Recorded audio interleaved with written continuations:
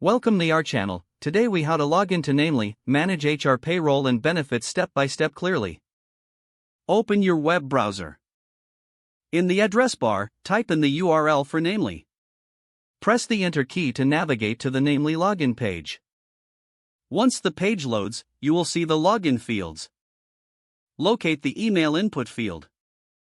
Enter your registered email address associated with your Namely account. Next, find the password input field. Type in your secure password.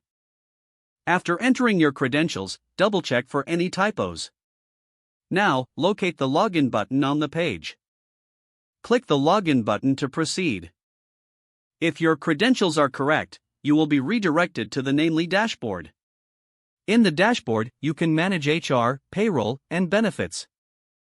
For forgotten passwords, click on the Forgot Password link. Enter your email address in the password recovery form. Follow the instructions sent to your email to reset your password. Once your password is reset, return to the login page. Re-enter your email and new password. Click on the login button again to access your account. Now you are ready to navigate through Namely's features effectively. If the page does not load, refresh the browser or try again in a private or incognito window. Make sure you are using the correct email address, then retype it carefully to avoid small typos. If your password is not accepted, use the reset option and create a new strong password you can remember.